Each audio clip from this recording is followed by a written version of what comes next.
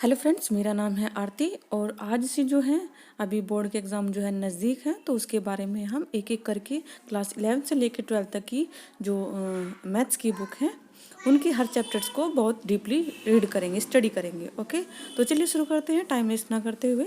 और पहला जो चैप्टर लेते हैं हम सेट्स यानी कि समुच्चय सिद्धांत। सेट्स का मतलब होता है, आपने सेट अपनी आम भाषा में भी जानते होंगे कि किसी चीज़ का कलेक्शन हो, या फिर किसी नंबर का कलेक्शन हो, या फिर किसी एलिमेंट का कलेक्शन हो, उनका सभी का इकट्ठा ग्रुप यानी कि कलेक्शन, उसी को हम सेट कहते हैं। ठीक है, तो अब बात करेंगे हम समुच्चय की। ठीक है ना, तो यहाँ पे जो पहला पॉइंट है हम जो है एनसीईआरटी के थ्रू आपको समझाने की कोशिश कर रहे हैं। तो एनसीईआरटी में पहला जो पॉइंट्स का मतलब होता है उनके निर्देश, यानी कि उन्हें हम कैसे जानते हैं। अब यहाँ पे आप देखिए, यहाँ पे आप देख रहे हैं ना, ये कहा है कि 10 से कम विषम प्राकृत संख्याओं का समुच्चय है। 10 से कम विषम लेनी है, यानी कि हमने फर्स्टली विषम 1 और फिर ली है 3। हम 2 इसलिए नहीं ले सकते क्योंकि इसने विषम कहा है। ठीक है, तो इस समुच्चय में पहले ही निर्देश दे दिया गया है कि 10 से कम होनी चाहिए लेकिन विषम होनी चाहिए। ठीक है, भारत की नदियाँ, अब भारत की नदियाँ सभी के बारे में डिस्कस करना है। गंगा, यमुना, सरस्वती और महानदी, गोदावरी, कावेरी, कृष्णा, ये सब ये भारत की नदियों के बारे में है।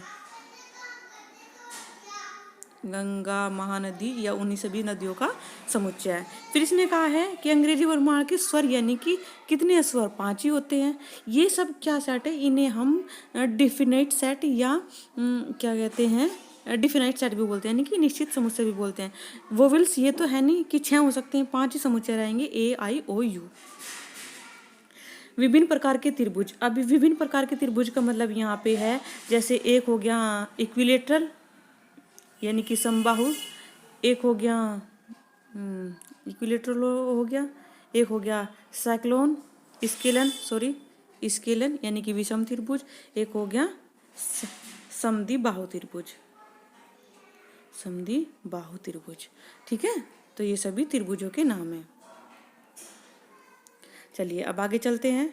अब देखा है 5वें नंबर में ये कह रहा है कि जो संख्या है 210 के अभाज्य गुणनखंड। यहाँ पे चीज़ नोट करने वाली बात है कि जो 210 के हैं वो अभाज्य गुणनखंड चाहिए, वो नहीं चाहिए। अभाज्य गुणनखंड वे होते हैं जो या तो अपने आप से कटे या फिर 1 से कटे, या तो वो 1 से कटे या फिर खुद से कटे, है ना।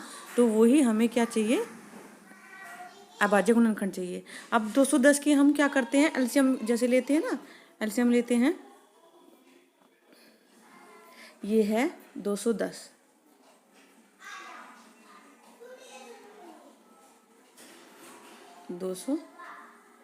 यहाँ ले लेते हैं 210। देखने पहले सबसे पहले 2 से कट जाएगा क्योंकि 0 है इकाई का अंक, फिर 3 से कट जाएगा, 3 7 21 है, और 5 से कट जाएगा क्योंकि बाद में 10 है, और 7 से कट जाएगा क्योंकि 7 21। अब देखो हम 2 के बाद में 3 से 4 से क्यों नहीं काट सकते, क्योंकि 4 से कट सकता है, 4 पंजे 20, 4 से नहीं कट सकता। 5 से 6 से नहीं कट सकता क्योंकि 3 है, 3 कट जाएगा 6 से, 6 3 18 और 3 6 पंजे 30। लेकिन 6 जो है वो क्या करता है, वो 2 से भी कटता है, 6 जो है वो 2 से भी कटता है,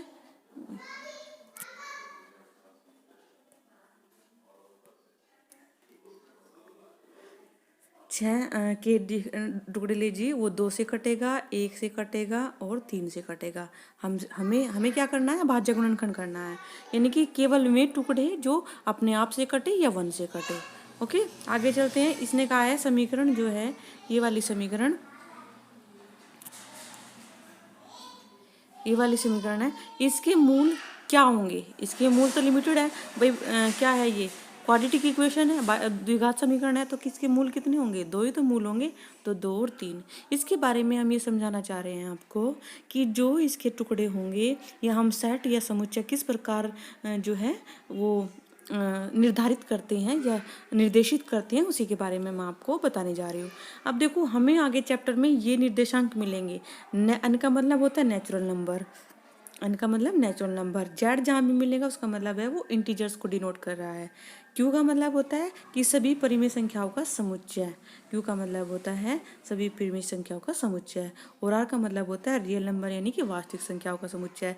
जेड अगर प्लस मिलता है तो उसमें पॉजिटिव इंटीजर होंगे, और अगर क्यू प्लस मिलता है तो उसमें जो है वो पॉजिटिव रेशनल नंबर होंगे, पॉजिटिव रेशनल नंबर होंगे। ओके। और अगर आर प्लस मिलता है यानी कि उसमें रियल केवल जो है वो पॉजिटिव रियल नंबर होंगे। ये चीज़ें हमें जो है आज इनके बारे में जो ये डिनोशन दी गई हैं इनके बारे में हम देखेंगे। अच्छा, आगे चलते हैं। आगे क्या कह रहा है कि इसके अतिरिक्त विश्व के 5 सर्वाधिक विख्यात गणित, ये तो सब उन्होंने अलग अलग गणितज्ञों ने दिए हैं अपनी परिभाषाएं। सब समुच्चय के लिए वस्तुएं जो है अवयव यानी कि एलिमेंट, सदस्य यानी कि मेंबर्स और पर्यायवाची पद हैं।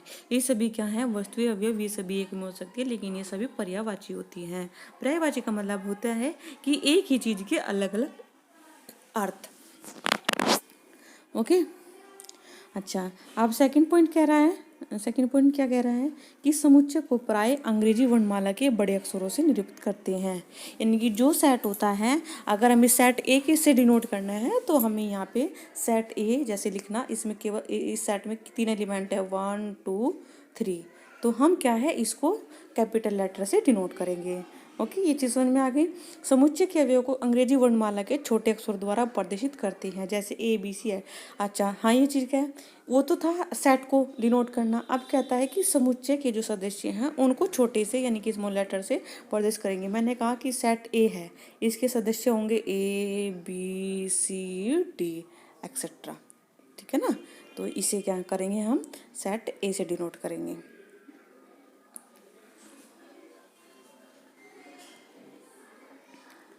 आगे चलते हैं। अब देखो, यहाँ प्रकार संख्या 30 के अभाज्य गुणनखंड के समुच्चय P के लिए 3 बिलोंग्स टू P है, किंतु 15 belongs to 15 belongs to P not belongs to है। किसी समुच्चय को निरूपित करने की 2 विधियाँ हैं। अच्छा, इसने कहा है कि एक समुच्चय है हमारे पास में P। क्या है? एक समुच्चय है P। ओके, ये कैपिटल लेटर है, सॉरी,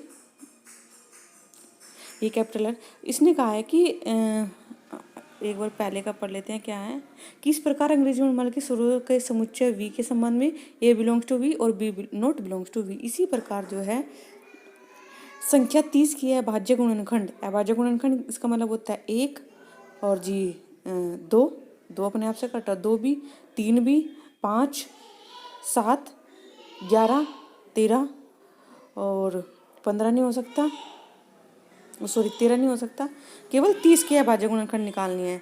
जैसे मान लीजिए मुझे 30 के फैक्टर करते हैं अभाज्य गुणनखंड, तो क्या होगा? एक तो 1 हो गया, एक 2 हो गया और जी 3 हो गया, है ना। और इसके जो हैं ये सदस्य हैं, 3 हो गया, 5 हो गया, 5 कट जाता है 6 से, 30 से, 6 नहीं हो सकता, 7 नहीं हो सकता। 6 क्यों नहीं हो सकता? क्योंकि इसके 2 से ज़्यादा फैक्टर हैं। 7 नहीं हो सकता, 8 नहीं हो सकता, 9 नहीं हो सकता, 10 नहीं हो सकता, 11 12 13 14 15 15 इसलिए नहीं हो सकता, ये 15 नॉट बिलोंग्स टू दिया हुआ है ना, तो इसलिए नहीं।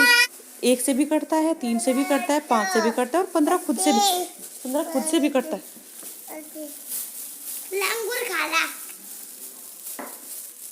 खुद से भी करता है। तो इसीलिए इसने कहा है कि जो हमारे इस सेट को हमने नाम दिया है वो P है, तो इसके सदस्य कौन होंगे? 1 2 3 5। 3 बिलोंग्स टू P हो गया? जी हाँ, हो गया। क्या 15 बिलोंग्स टू P हो सकता है? नो, नहीं हो सकता। तो यही चीज़ हमने यहाँ पे समझाने की कोशिश की है।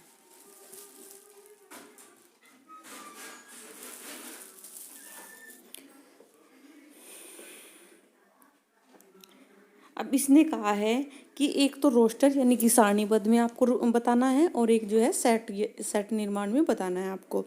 दोनों में आपको इस चीज़ के बारे में डिस्कस करना है। अच्छा, अब रोस्टर रूप में जो है कैसे हम बताते हैं उसी चीज़ को मैं बताने जा रही हूँ आपको।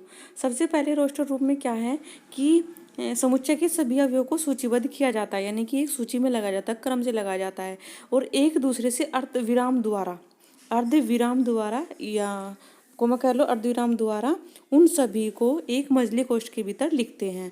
उदाहरणतः जैसे 7 से कम है तो 2 4 6, इस विधि से हम इसको रोस्टर विधि में लिखा जाता है। और इस जैसे इसने कहा है कि कितने हैं, तो ये मजला ब्रैकेट है और मजले ब्रैकेट में कोमा लगा के लिखना है। जैसे हमारे 15 के टुकड़े थे, 1 2 3 और 5, ठीक है ना, ऐसे अर्धविराम लगा करके। अब दूसरे पॉइंट में क्या कहा कि सेट निर्माण करना है हमें।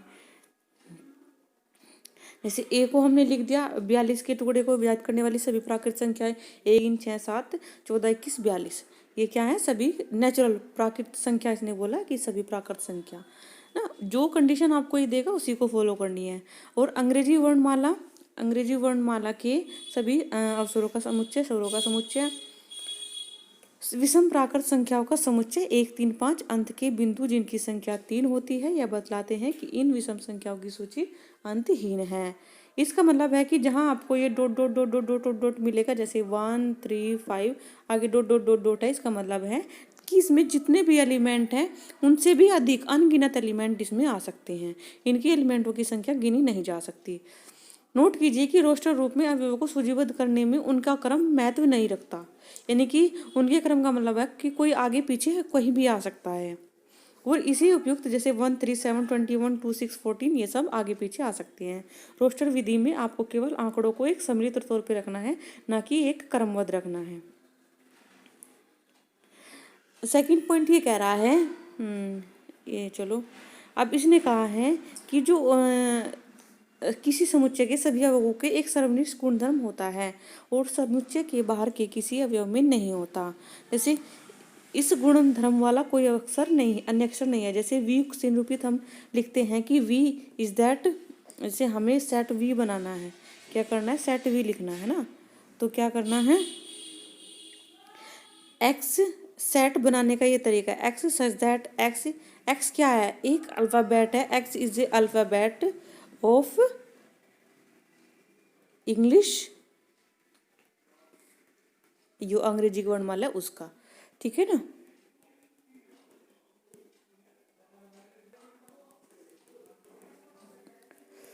अब बात करते हैं आगे। जैसे मैं आपको एक और एग्जांपल समझाती हूँ, इसी के बारे में डिस्कशन करते हैं। सेट ए दिया हुआ है, इसने कहा है कि जो संख्या 42 को विभाजित करती हो, क्या कहा, जो संख्या 42 को विभाजित करती हो। अब 42 को विभाजित करने वाली कौन सी होगी, 1 होगी, 2 होगी, 3 होगी, 4 होगी, 13 चौक 42, 7 होगी, 6 भी होगी, और 6 7 42, 7 6 42, 7 भी होगी, फिर 14 भी होगी, फिर 21 भी होगी और खुद 42 होगी। ये जो है हमारे सेट के एलिमेंट है ना। अब क्या करते हैं हम, इसे हमें डिनोट करना है, यानी कि सेट को बनाना है। अब मान लीजिए सेट ए नाम हमने दे दिया, उसमें ये एलिमेंट हमें रखने हैं। अब ये सारे के सारे गुणनखंड किसके हैं, 42 के, तो हमें केवल सेट को किस रूप में लिखा जाता है, यहाँ का एक्स सच दैट, ये 2 बिंदु होते हैं, इसे एक्स सच दैट कहते हैं। X is a factor of 42, ऐसे कह सकते हैं, इतने सारे एलिमेंट ना लिख करके, ठीक है ना, तो वो जब समझ जाएगा।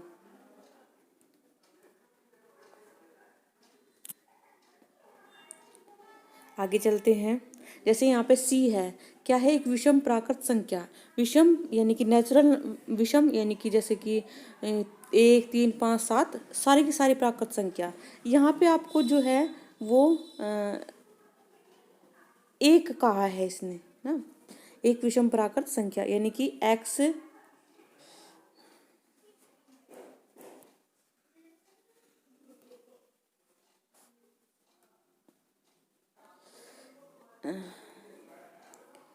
ऐसे कि X such that X is a odd natural number, odd natural number, ठीक है, ओड नेचुरल नंबर।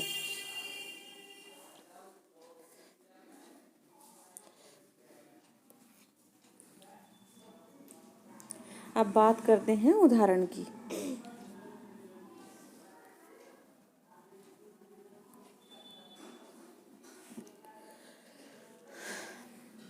यहाँ पे उदाहरण नंबर 1 दिया गया है कि इसको रोस्टर रूम में लिखना है। अब मैं आपको रोस्टर रूम में लिख के दिखाती हूँ कि कैसे लिखते हैं। जैसे x square minus plus x minus 2 है ना। तो इसके जो फैक्टर होंगे, फैक्टर निकाल लेना। फैक्टर होंगे इसके, एक होगा एक्स माइनस के 1 और एक होगा एक्स प्लस के 2। देखो एक ट्रिक बता रही हूँ मैं आपको, जब भी इनके दोनों का जो है कांस्टेंट टर्म माइनस में हो तो समझ लीजिए कि एक माइनस में फैक्टर होगा और एक प्लस में फैक्टर होगा। ठीक है, तो यहाँ पे जब हम x माइनस 1 को 0 के बराबर रखेंगे तो क्या होगा, एक 1 मिल जाएगा और एक माइनस के 2 मिल जाएगा। तो ये क्या है, इन्हें रोस्टर रूप में लिखना है। तो रोस्टर रूप यानी कि सेट ए एलिमेंट दे दिया हमने, यानी कि एक होगा a और कोमा 1 माइनस 2। तो इसको ही हमने रोस्टर रूप में लिख लिया है।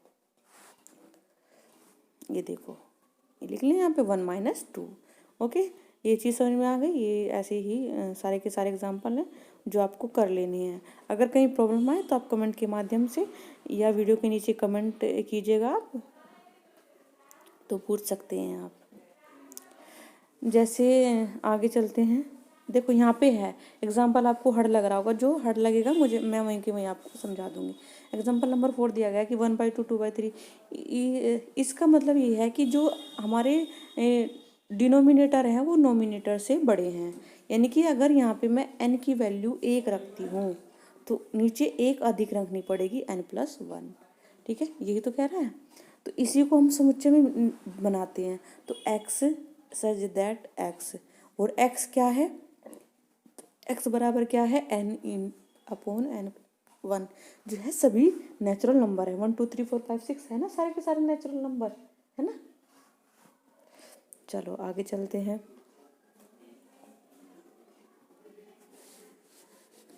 अब बात करते हैं कि यहाँ पे क्वेश्चन बच्चे पुटअप करेंगे कि मैडम 6 और 7 तक ही क्यों आए, क्योंकि यहाँ पे आगे डॉट डॉट नहीं है, अनलिमिट नहीं है, अनगिनत नहीं है, इनफाइनाइट नहीं है। तो इसीलिए जो है 1 से तो बड़ा होना चाहिए, 1 से बड़ा, 6 और 6 से छोटा होना चाहिए। इसको बाईं ओर रोस्टर मेरी विधि में लिखना है, ये सब आप लिख लोगे। आगे चलते हैं। प्रश्नावली 1, देखो यहाँ पे मैं आपको कुछ क्वेश्चन सोल्व करके दिखाती हूँ ताकि आपको जो है वो जो चैप्टर है वो अच्छे से समझ में आ गया हो।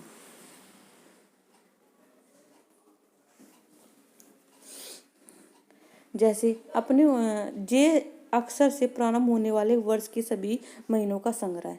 अच्छा, हमने मान लिया कि वो सेट क्या है, ए है ना। तो जे शुरुआत कर दो, किस किस से आते, एक तो जनवरी होता है, जनवरी फरवरी मार्च अप्रैल मई जून, 1 जून होता है, 1 जुलाई होता है, अगस्त सितंबर अक्टूबर नवंबर दिसंबर। तो ये इसके सेट के समुच्चय हो गए। अब सभी का समझ में आ गया। अब मैं एक और लेती हूँ, जैसे सभी लेखक प्रेमचंद द्वारा लिखित उपन्यासों का संग्रह।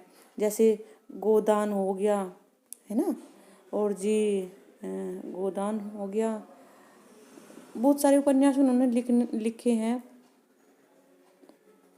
उन्हीं उनका जो अभी मेरे याद नहीं आ रहे, उनका सभी का समुच्चय।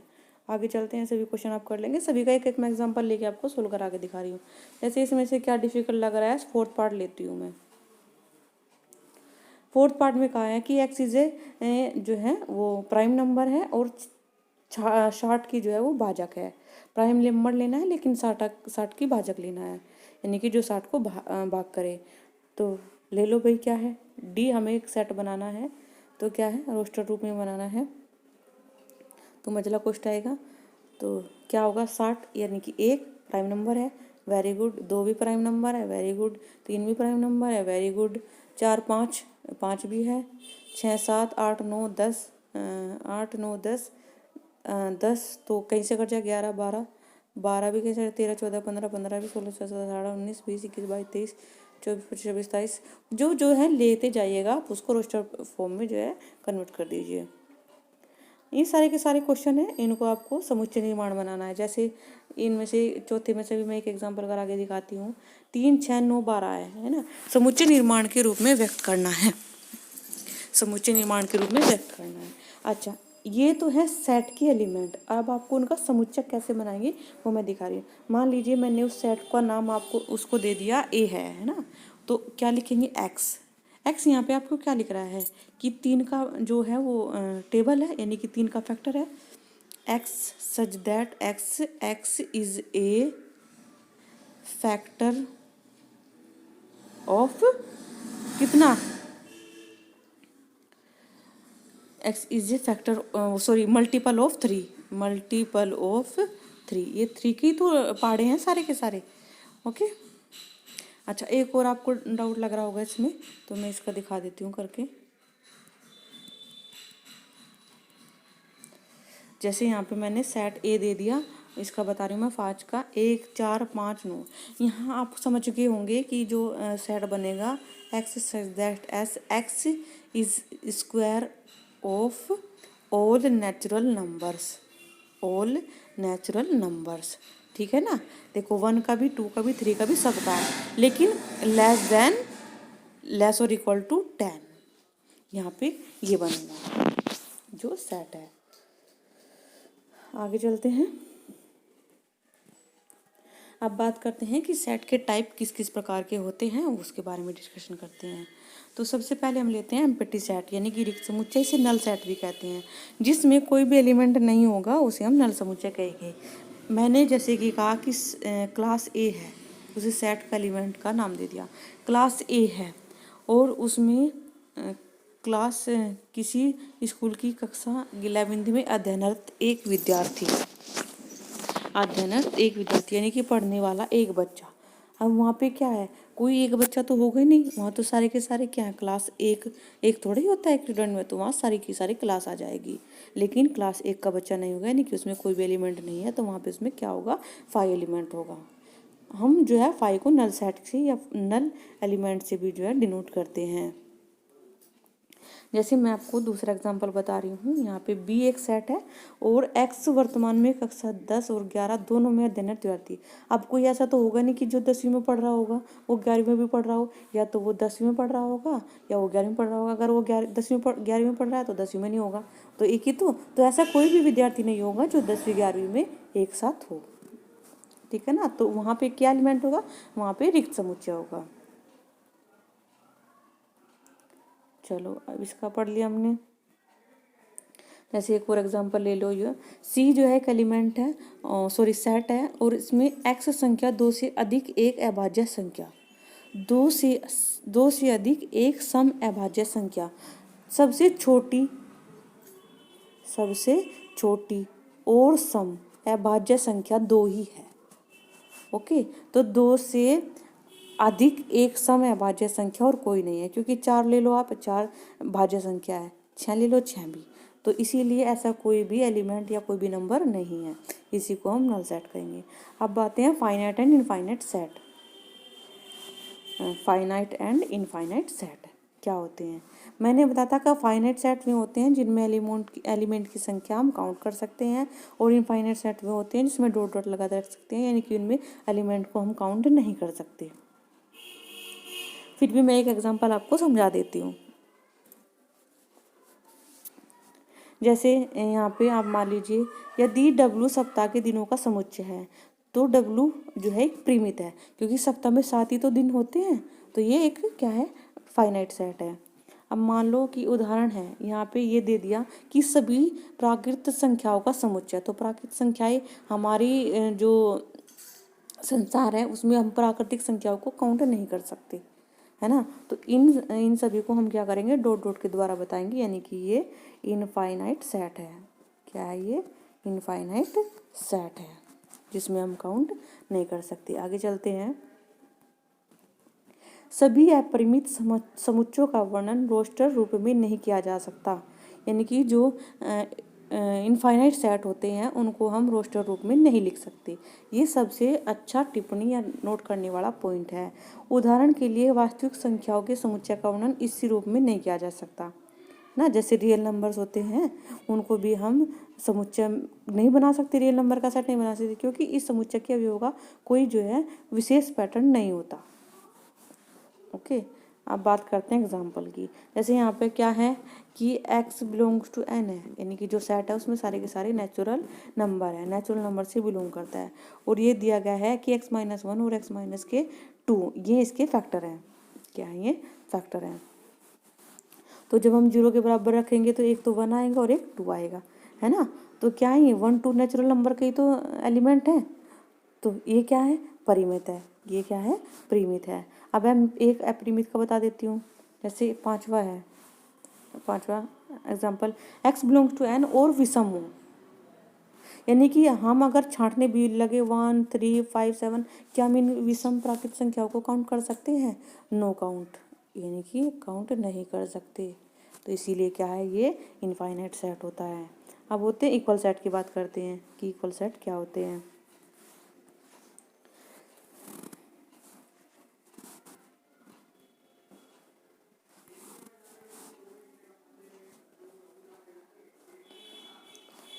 इक्वल सेट इसके जो है वो डिनोशन से पता चल रहा है कि इक्वल सेट का मतलब होता है कि अगर ए सेट में 3 एलिमेंट हैं, यदि ए सेट में इसने आप पढ़ भी लो, यदि ए का अवयव बी का अवयव, प्रत्येक का अवयव ए का अवयव बी का अवयव हो, तो समुच्चय ए और बी समान अवयव कहलाते हैं। जैसे आपने उदाहरण मैं आपको समझा रही हूँ नीचे। जैसे ए सेट है, इसमें एलिमेंट कितने हैं, 1 2 3 4, और बी में भी क्या है, 1 2 3 4 ही तो हैं, लेकिन एलिमेंट है ऊपर नीचे हैं, तो ये दोनों के दोनों सेट इक्वल कर ली। इसका कहने का मतलब ये है कि समान एलिमेंट हो, क्या हो, जो एलिमेंट हो वो भी सेम हो। Element must be the same, ठीक है ना, एलिमेंट है वे भी सेम होने चाहिए, जरूरी नहीं कि एक रोस्टर में हो एक रोस्टर में ना हो। अब यहाँ पे टिप्पणी देख लीजिए, यदि किसी एक या एक से अधिक अवयव की पुनरावृत्ति होती है, यानी कि अलग अलग बार बार आते हैं, तो समुच्चय बदलता नहीं है। उदाहरण के लिए ए में 1 2 3 है और बी में 1 2 3 अलग अलग है, कई बार आए हुए हैं, तो ये दोनों के दोनों इक्वल कहलाएंगे, क्योंकि एलिमेंट की जो वो संख्या सॉरी एलिमेंट जो है सेम है, ना कि number of element is equal, ठीक है ना। काउंटिंग सेम नहीं होनी चाहिए, एलिमेंट सेम होने चाहिए। अब उदाहरण आ गए, उदाहरण के बारे में डिस्कशन करते हैं। इसने समान युग्म छांटना है, समान समुच्चय के बारों में युग्म छांटना है। जैसे सी है और यहाँ पे डी है, इसके बारे में डिस्कशन करते हैं। सी में एलिमेंट है कि x माइनस 5 बराबर 0 है, यानी कि x माइनस 5 बराबर 0, तो x की वैल्यू 5 है ना। और मैं यहाँ पे बात करूँ x इक्वल टू है, तो यहाँ पे क्या है, प्लस माइनस के 5, तो ये दोनों के दोनों एलिमेंट हैं वो इक्वल सेट नहीं है, क्योंकि इसमें जो है केवल प्लस का 5 है और इसमें क्या है, प्लस और माइनस 5 दोनों हैं। तो ये बहुत बहुत बारीक पॉइंट है, इस पे ध्यान देने वाली चीज़ है। तो ये दोनों के दोनों समान एलिमेंट नहीं है। अब देखो यहाँ भी लिखा हुआ है सी इक्वल टू 5, परंतु -5 नॉट बिलोंग्स टू डी, तो सी नॉट इक्वल टू डी, तो ये दोनों के दोनों इक्वल सेट नहीं है।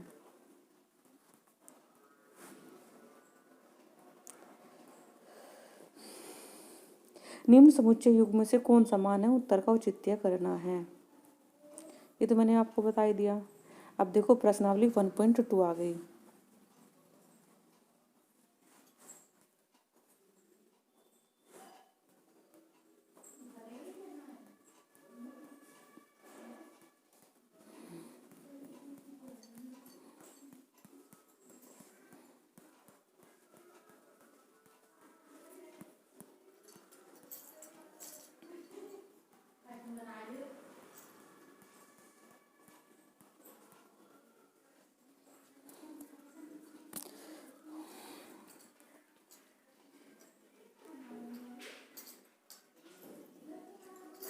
यहाँ पे क्वेश्चन नंबर फर्स्ट ही करते हैं।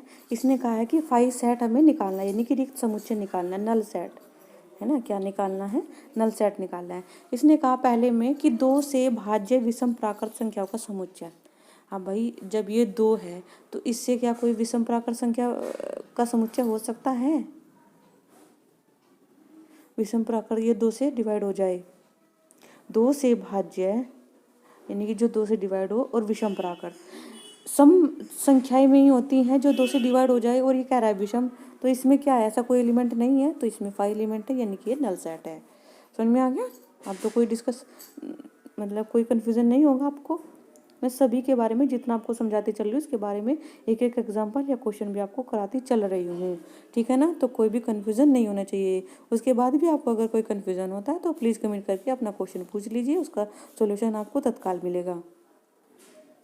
अब यहाँ पे मैं एक चीज़ लेती हूँ कि और भी है अथवा नहीं, इसमें छाड़ना है। इसमें एलिमेंट है ABCD, इसमें भी एलिमेंट ABCD है, तो दोनों के दोनों जो हैं ये इक्वल एलिमेंट है, यानी कि इक्वल सेट हैं, ठीक है। ये सब प्रश्नावली हमने कर ली है। अब चलते हैं परिभाषा नंबर 4 पे, यानी कि सबसेट पे, सॉरी सबसेट पे। तो ये सबसेट है। सबसेट क्या होते हैं वो देख लीजिए। इसने कहा है कि X एक सेट है, उसमें सभी आपकी विद्यालय के सभी विद्यार्थियों का समुच्चय। मान लीजिए कि उसमें class 9, 10th, 11th, 12th, 1st, 6th, 7th, 8th सब हैं ना, उन्हीं सभी विद्यार्थियों का समुच्चय लेना है। तो उसमें रोहन, सोहन, गोहन, मोहन सब का भी एक प्रत्येक अवयव है। तो हम कहते हैं कि YX का एक सबसेट है और X एक का उपसमुच्चय है। YX का, लेकिन यहाँ पे लिखना चाहिए X का ही बिलोंग है, यानी कि X ही बिलोंग कर रहा Y को, यानी कि X में से ही Y है। बस आप आसान भाषा में समझिए, X में से ही Y है। परिभाषा, यदि समुच्चय A का प्रत्येक अवयव B का, यदि A का प्रत्येक अवयव समुच्चय B का भी अवयव है तो A का प्रत्येक अवयव B का भी समुच्चय है, तो वो A सबसेट B कहलाता है। A सबसेट B कहलाता है, यानी कि B छोटा होगा और A बड़ा होगा, ये कहने का मतलब है। इसको ऐसे लिखा जाता है।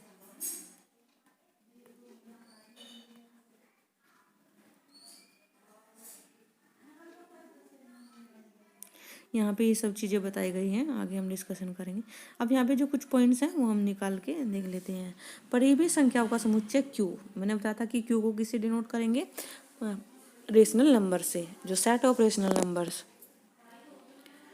और वास्तविक संख्याओं का सेट ऑफ रियल नंबर्स। हम लिखते हैं कि Q जो है परिमेय संख्या क्या है, सभी वास्तविक संख्याओं का पार्टी तो है, तो क्या है Q subset of R, Q subset of R वास्तविक संख्याओं के समुच्चय R का एक उपसमुच्चय है।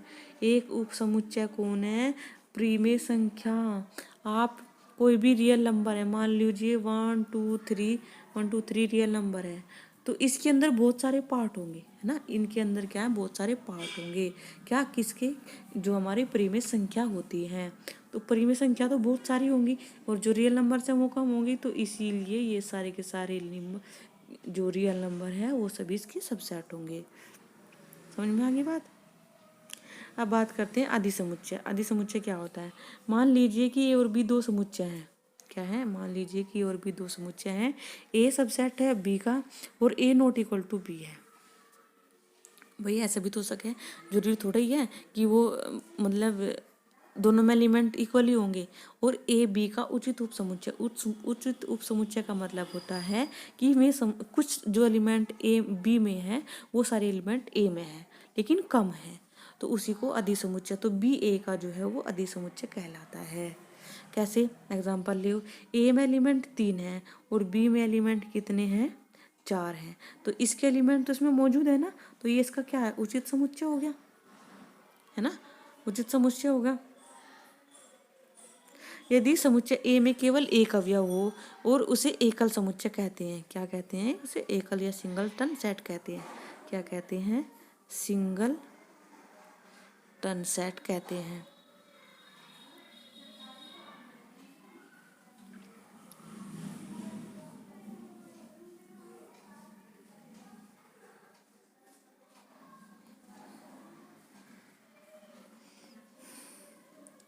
जैसे जो हमारा सिंगलटन नल सेट होता है वो सभी का समुच्चय होता है, प्रत्येक समुच्चय का उपसमुच्चय होती है।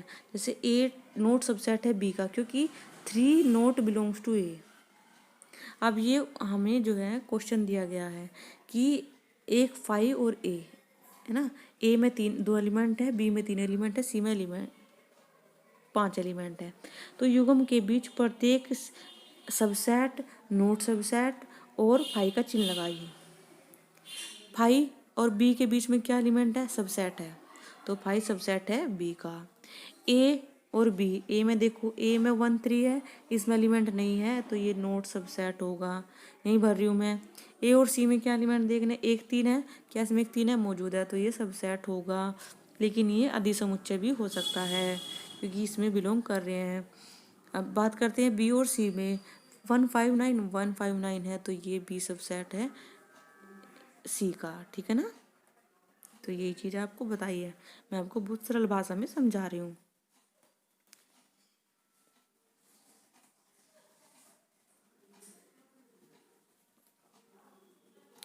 अब देखो यहाँ पे एग्जाम्पल में दिया गया है कि मान लीजिए A equal to A E I O U है ना, और बी में क्या है ए बी सी डी है, तो इसके एलिमेंट तो इक्वल है नहीं, है ना। लेकिन कुछ एलिमेंट तो है, ए एलिमेंट इसमें है वो इसमें भी है, तो इसका समुच्चय नहीं है। क्यों नहीं है? क्योंकि क्योंकि यहाँ पे जो एलिमेंट हैं इसके एलिमेंट इसमें सारे के सारे होने चाहिए थे, इसीलिए ये नहीं है।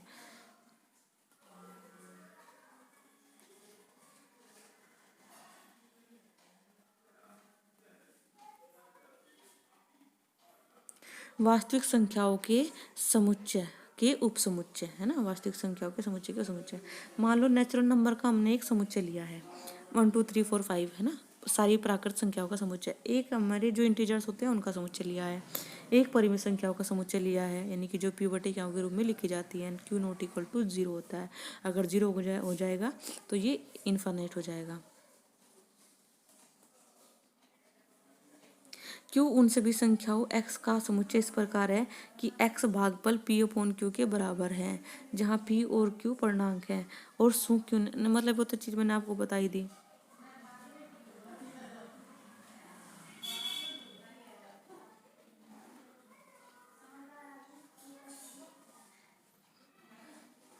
अतः t बराबर होता है x belongs to x such that x belongs to r और x not belongs to q, है ना।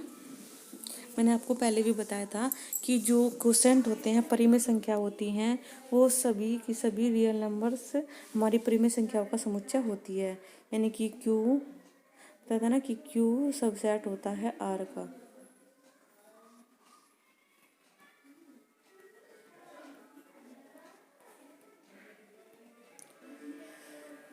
R का।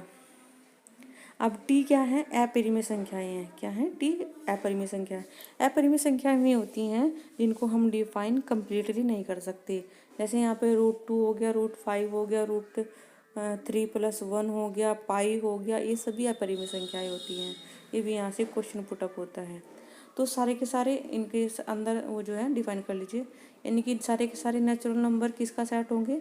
इंटीजर्स का, क्योंकि नेचुरल नंबर तो उसमें इंटीजर्स में आते हैं, है ना। इंटीजर्स ही तो आते हैं, नेचुरल नंबर में निहित होते हैं। और जो क्वोशेंट है प्राइमरी संख्या, ये इसका पार्ट है तो ये इसका सबसेट होगा। अच्छा, क्यू मैंने बताया था कि Q is a subset of R. And T जो है अपरिमेय संख्या है, वो सभी रियल नंबर का सेट होगा। और एन जो नेचुरल नंबर होती हैं वो अपरिमेय संख्याओं का समुच्चय नहीं होता, क्योंकि रियल नंबर्स में जो है वो अलग होते हैं, इसमें नंबर अलग होते हैं, इसमें नंबर अलग होते हैं।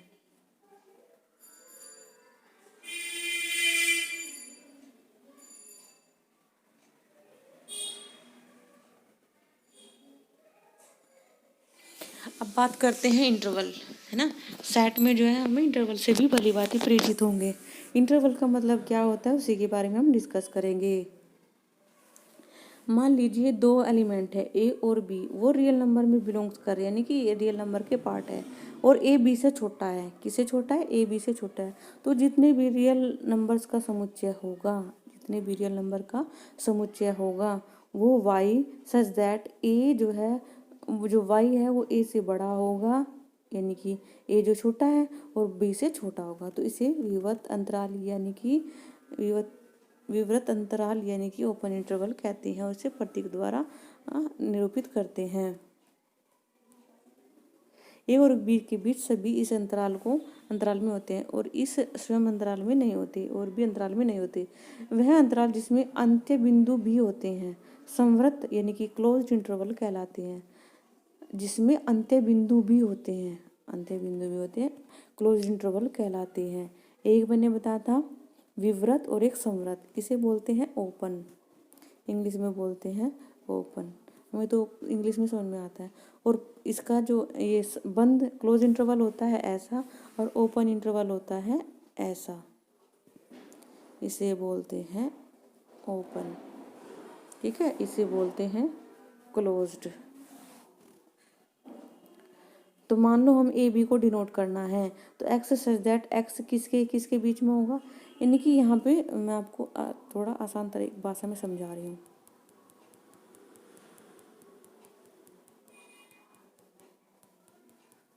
ओपन और क्लोज इंटरवल के बारे में मैं एक अलग से वीडियो बनाऊंगी।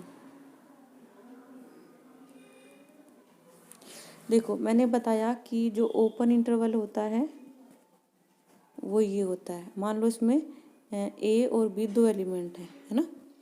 एक होता है क्लोज इंटरवल ये वाला, इसमें भी दो एलिमेंट है, ये आप ले लीजिए। तो ओपन इंटरवल की बात करते हैं कि जो सम, यानी कि ये ए और बी को छोड़कर, यानी कि ये ए और बी नहीं होंगे, इनके बीच के एलिमेंट इसमें निहित होंगे। क्या बताया मैंने, ओपन का मतलब होता है बाहर, है ना, खुलना, बाहर, यानी कि जो दो एलिमेंट के बीच में नंबर दिए हैं वही नहीं होंगे, बाकी सब होंगे। क्लोज्ड का मतलब होता है कि वे जरूर होंगे और उनके बीच के भी होंगे, यानी कि ए इक्वल टू बी होगा और उससे बड़ा भी होगा, और बी होगा उससे छोटा भी होगा और उसके इक्वल भी होगा। ठीक है ना, समझ में आ गई बात। अब आगे चलती है, मैंने आपको समझा दिया कि क्या क्या होते हैं। अब देखो, ये बहुत मतलब एक ब्रॉड टॉपिक है, वास्ट टॉपिक है ये इंटरवल समझना, लेकिन मैं इसको बहुत आसान भाषा में समझा रही हूँ। अब मैंने ओपन क्लोज के बारे में बता दिया। अब ओपन क्लोज होता है, क्लोज ओपन होता है, इसके बारे में एक जो है,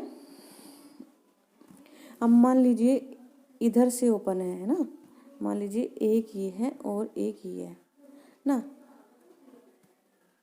तो ये इधर से तो ओपन हो गया और इधर से क्लोज हो गया। इसका मान लिया ये ए और बी दो एलिमेंट है, तो इधर से ओपन है, यानी कि ए एलिमेंट तो इसमें नहीं होगा लेकिन बी होगा, है ना। ए एलिमेंट नहीं होगा लेकिन बी होगा, तो बी जो है बी से छोटे भी और बी के इक्वल भी, लेकिन ए इसमें काउंट नहीं होंगे, जो है वो ए इसमें काउंट नहीं होंगे, यानी कि वो ए से बड़े होंगे, है ना। क्या होंगे, ए से बड़े होंगे। अब बात करते हैं,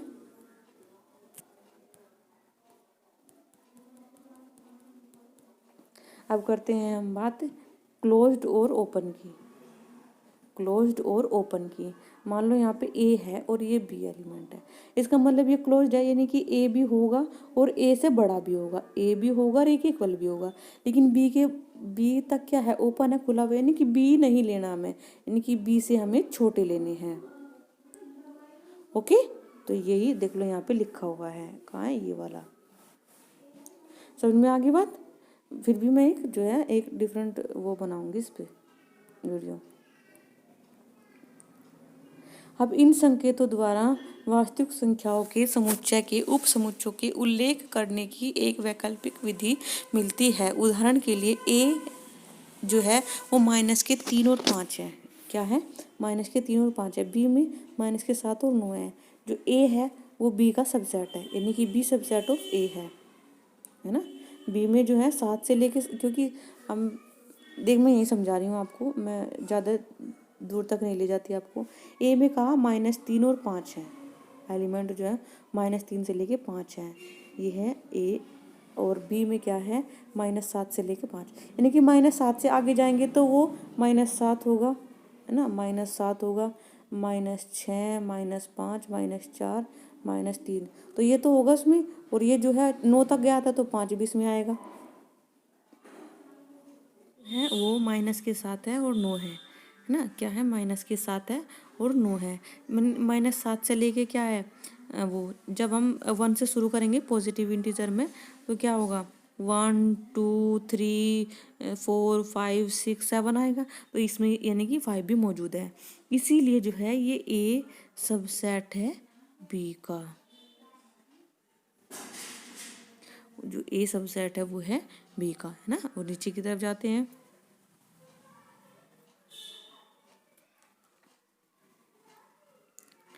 अच्छा, ये ओपन और क्लोज है, ये ओपन और क्लोज है, यानी कि इसमें जो है माइनस के 3 और 5 नहीं होंगे। क्या कहा मैंने? इसमें जो है माइनस के 3 और 5 नहीं होंगे, बाकी तो होंगे ना। बाकी -2 भी होगा, -1 भी होगा और इसमें भी होंगे। तो ये सबसेट बी है। समुच्चय 0 से इन्फिनिटी ऋणोत्तर वास्तविक संख्याओं के समुच्चय को दर्शाता है, और जबकि माइनस इन्फिनिटी से 0 ऋण वास्तविक संख्याओं के समुच्चय को दर्शाता है ना। ये क्या है कि ये 0 को छोड़ करके सारे के सारे वास्तविक नेगेटिव इंटीजर्स को दर्शाता है, ये वाला। और ये 0 है, यानी कि माइनस इन्फिनिटी और 0 को छोड़कर सभी वास्तविक संख्या को दर्शाता है ना। और जो माइनस इन्फिनिटी यानी कि इसमें सारे पॉजिटिव और इसमें नेगेटिव विस्तृत रेखा में संबंधित संख्याओं के समुच्चय को प्रदर्शित करता है। अब वास्तविक रेखा आर के वर्णों के अंतरालों की आकृति में दर्शाया जाता है। अब बात करते हैं आगे। यहाँ पे ए और बी है, यानी कि इसको ए को भी छोड़कर और बी को भी छोड़कर इनके बीच का हिस्सा लिया गया है ना। अब यहाँ पे ए बी क्लोज है, इन दोनों को भी लिया गया है। यहाँ पे क्लोज और ओपन है, तो यहाँ इसका मतलब ए को लिया जाएगा, बी को छोड़ा जाएगा, केवल इतना हिस्सा लिया जाएगा। यहाँ पे ए और बी क्लोज है, इसका मतलब ये है कि बी को लिया जाएगा लेकिन ए को छोड़ा जाएगा, यानी कि इतना हिस्सा लिया जाएगा।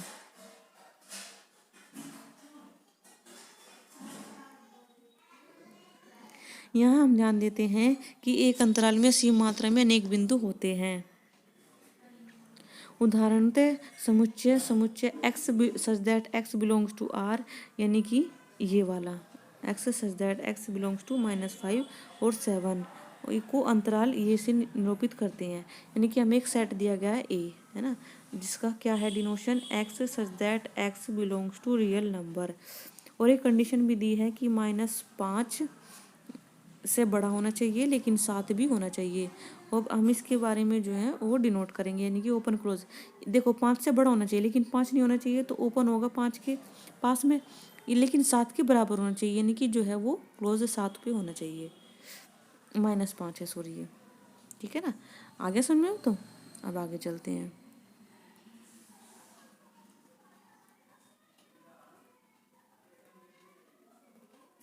ये चीज़ हमने अच्छे से समझ ली।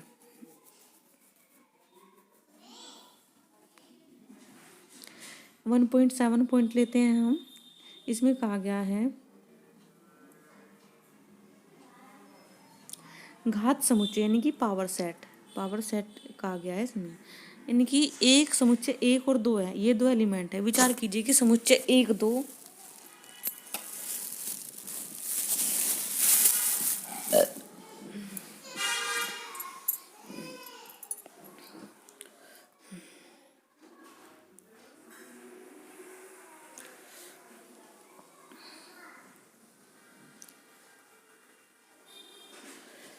समुच्चय 1 और 2 पर विचार कीजिए, और समुच्चय 1 2 के सभी उप समुच्चय को लिखिए। उप समुच्चय का मतलब होता है कि मैंने बताया था कि जिसमें एलिमेंट मान लो इसमें 1 2 है, तो ये समुच्चय ए हो गया, तो इसका मुझे उप समुच्चय बनाना है। तो उप समुच्चय क्या होगा? इसमें बी हमने ले लिया, इसका उप समुच्चय है, तो क्या होगा वो 1 2 3 4 ऐसे करके एलिमेंट होंगे इसमें, ठीक है। तो इसका बी उप समुच्चय हो गया, लिख दिया हमने, लिखा भी होगा यहाँ पे। इसमें ज्ञात है कि फाई सभी समुच्चयों का उपसमुच्चय होता है, यानी कि फाई में जो है वो कुछ भी एलिमेंट नहीं होते, कि क्योंकि एलिमेंट में आता है तो सभी समुच्चयों का वो उपसमुच्चय होता है। इसीलिए 5 समुच्चय 1 2 का एक समुच्चय उपसमुच्चय है। हम देखते हैं कि एक तो होता है 1 हो गया, एक होता है 2 और एक खुद 1 और 2 होता है। हमें यह भी याद है कि यानी कि जहाँ पे कोई भी एलिमेंट नहीं होगा वहाँ हम 5 को मानते हैं, और 5 को हमेशा उपसमुच्चय बनाने के लिए पावर सेट बनाने के लिए लिखना है। इसलिए 1 2 भी समुच्चय 1 2 का एक समुच्चय बिल्कुल खुद भी होता है। तो कुल मिलाकर 4 उपसमुच्चय हुए, तो इसीलिए 5 हो गया, 1 2 हो गया। तो इसका मतलब यहाँ पे आप घात समुच्चय ये भी होता है कि 2 की पावर जितने एलिमेंट होते हैं, तो इसमें कितने एलिमेंट है 2, तो 2 की पावर 2, यानी कि इसके 4 उपसमुच्चय होंगे, 1 2 3 1 2 3 4। ओके। जैसे यहाँ पे क्या है, एक समुच्चय दिया तो हो गया, मैंने बताया विद्या अगर पावर ऑफ निकालना हो तो पावर ऑफ ए बराबर होगा 2 की पावर n, यानी कि जितने भी नंबर ऑफ एलिमेंट उसमें दिए होंगे। अब आता है यूनिवर्सल सेट। यूनिवर्सल सेट का मतलब होता है कि जितने भी एलिमेंट होंगे वो सारे के सारे उसमें निहित होंगे, उसी में से अलग अलग सेट बनाए जाते हैं। जैसे कहा है, यह आधारभूत समुच्चय सार्वत्रिक समुच्चय कहलाता है और सार्वत्रिक समुच्चय को सामान्यतः प्रतीक ये यू से निरूपित करते हैं और इसके उपसमुच्चय को अक्सर ए बी सी आदि द्वारा दिखाया गया है। अब ये है, इसमें सबसेट और नॉन सबसेट छांटना है। चलो एक दो करवा के दिखा देती हूँ एग्जाम्पल में। मान लो ये ले ला, आपको थोड़ा सा डिफिकल्ट लग रहा होगा। इसने कहा एक्स आपके विद्यालय का कक्षा 11 का एक विद्यार्थी है। एक्स मान लीजिए रोहन है, रोहन जो है वो कक्षा 11 में पढ़ता है ना, वो कक्षा 1 का विद्यार्थी है। अब अंग्रेजी वर्णमाला का एक स्वर, वो ये भी तो हो सकता है, ये भी क्या है, वही होगा, हमारा सबसेट ही होगा।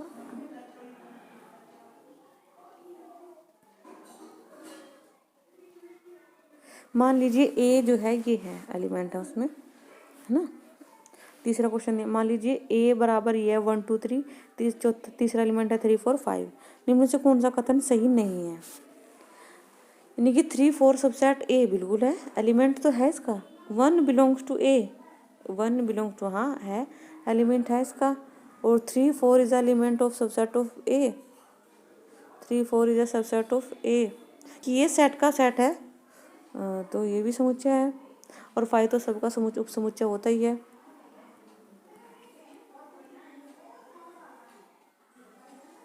अब देखो, हमें उपसमुच्चय या पावर सेट लिखना है। यहाँ पे मैं पहले का ही लिख देती हूँ। यहाँ पे एक एलिमेंट है तो यहाँ पे नंबर ऑफ एलिमेंट कितना हो गया, 2 की पावर 1, यानी कि 2 एलिमेंट होंगे इसमें।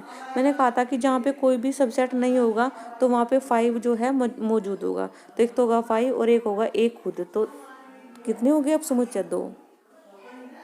ठीक है, जहाँ भी आपको लगे वो पूछ सकते हैं। वैसे तो मैं खुद हर एक बारीक से बारीक क्वेश्चन आपको करा के जा रही हूँ। जैसे यहाँ पे यूनिवर्सल सेट बनाना है हमें। पहला क्वेश्चन दिया गया समकोण त्रिभुजों का समुच्चय, समकोण त्रिभुजों का समुच्चय। तो समकोण त्रिभुजों का समुच्चय क्या होता है, ये वाला जिसके लंबाधार कर्ण होते हैं उनका समुच्चय। प्रत्येक के लिए आप कौन सा सार्वत्रिक यूनिवर्सल सेट बनाना, समद्विबाहु त्रिभुजों का समुच्चय, यानी कि समद्विबाहु त्रिभुजों का समुच्चय। तो उसमें क्या है, समद्विबाहु त्रिभुजों का समुच्चय में तो ये भी आ जाएगा, यानी कि इसकी 2 भुजाएं बराबर होता है, तो ये वाला होगा।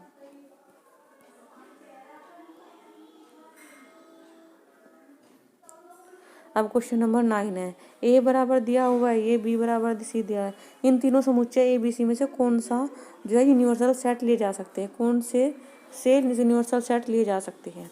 यहाँ पे 1 3 है, यहाँ पे 2 4 6 है, लेकिन यहाँ पे जो है अब मान लीजिए तो सारे के सारे होने चाहिए उसमें, 0 1 2 3 4 5 6 7 8 9 10 सारे होने चाहिए, नहीं या 8 तक भी हो जाए। अगर यहाँ ये ले तो इसमें 0 नहीं है, इसमें 5 है, इसमें 0 है, तो 6 तक ही है, तो ये वाला होगा।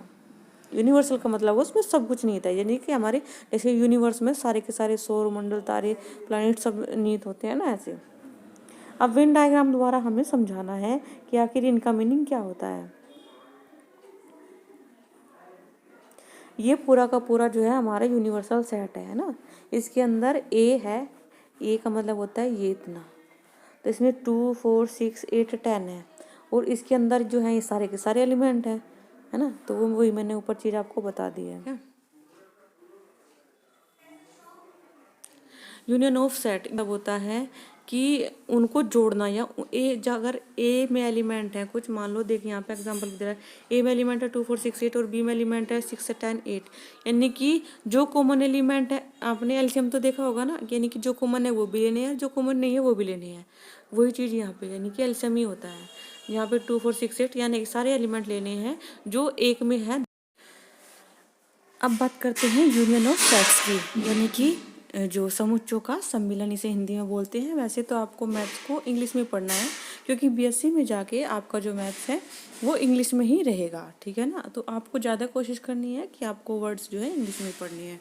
तो मैं क्या बता रही थी कि ये ए है ना, और ये बी है, इसमें हमें यूनियन बताना है। तो जैसे हम पहले एलसीएम वगैरह निकालते थे ना, एलसीएम या एचसीएफ निकालते थे, तो वही ये चीज़ है। इसमें एचसीएफ का मतलब होता है कॉमन चीज़, वो होता है इंटरसेक्शन, और एलसीएम का मतलब होता है कॉमन भी और जो नहीं है एक दूसरे में वो भी, तो वो होता है यूनियन। यानी कि यूनियन हर चीज़ को एक दोनों को एक सेट में मिला के रखना, वो यूनियन कहलाता है।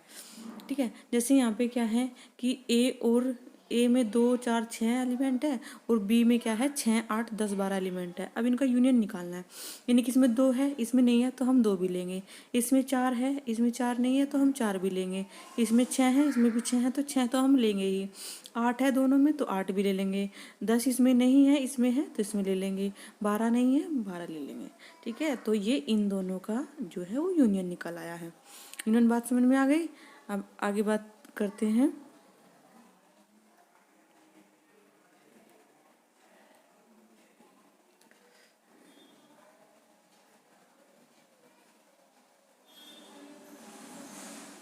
ये है ए एलिमेंट में है, ए जो सेट है उसमें एलिमेंट है ए आई ओ यू, और बी में है ए आई यू, यानी कि इसमें 3 है और इसमें 5 है। अब यूनियन निकालना है, तो यूनियन क्या है, इसमें सारे के सारे वोवल हैं लेकिन इसमें 3 है, लेकिन जो हम यूनियन निकालेंगे उसमें तो 5 के 5 आएंगे ना, है ना, क्योंकि इसमें जो वोवल्स नहीं है, इसमें जो वोवल्स नहीं है वो भी हम इसमें लेंगे, यानी कि जो इनका यूनियन निकल के आएगा वो सेट ए के सारे एलिमेंट ही तो होंगे। ओके,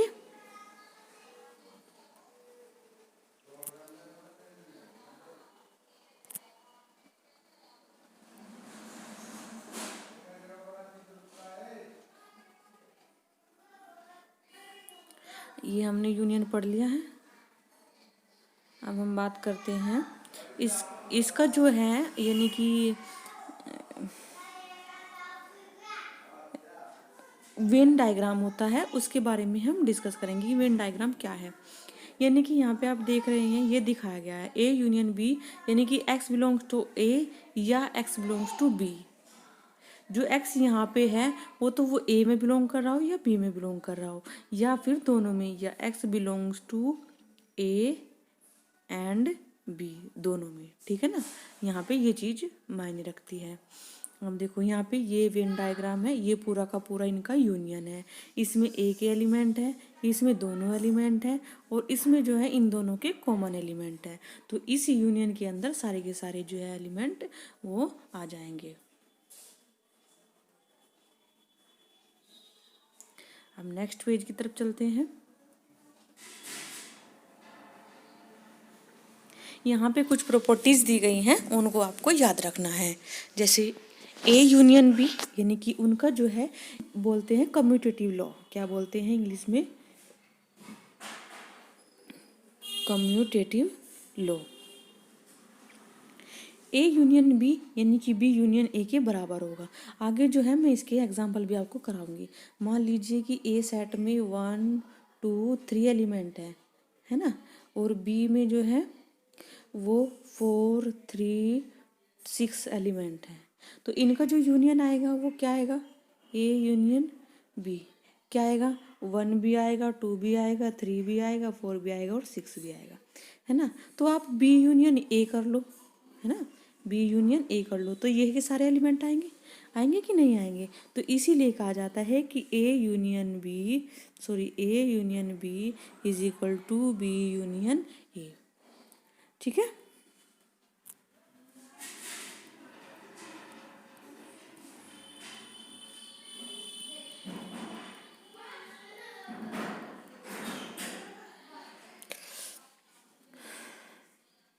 अब चलते हैं सेकंड पे। A union B union C और A union B union C, इसे बोलते हैं एसोसिएटिव लॉ। क्या बोलते हैं इसे? Associative law. और ए का मैंने बताया था कि फाइव जो है वो सभी एलिमेंट में काउंट होगा, या जो सिंगलटन सेट कह रही हूँ, सॉरी, जो नल सेट होता है उसमें जो एलिमेंट होता है वो 5 होता है, यानी कि किसी का यूनियन फाई के साथ में वही सेम सेट आता है, किसी का यूनियन उसी के साथ में वही सेट आता है, और यूनिवर्सल सेट का यूनियन किसी सेट के साथ में यूनिवर्सल ही आएगा। ठीक है ना। अब चलते हैं आगे।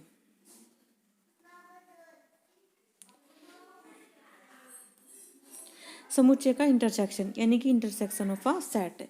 इंटरसेक्शन मैंने बताया था कि HCF आपको याद रखना है। HCF का मतलब होता है केवल जो कॉमन होगा, है ना, हाईएस्ट कॉमन फैक्टर। इसमें होता है हाईएस्ट कॉमन फैक्टर, लेकिन आपको ये हाईएस्ट हटा के केवल कॉमन चीज़ लेनी है। ओके, तो ए और बी जो है एक दूसरे के सर्वनिष्ठ हो। अब मैं बताती हूँ उदाहरण से, आपको समझाती हूँ क्योंकि उदाहरण से जल्दी समझ में आता है। इसमें है कि ए में 6 अवयव हो और बी में 8 अवयव हैं।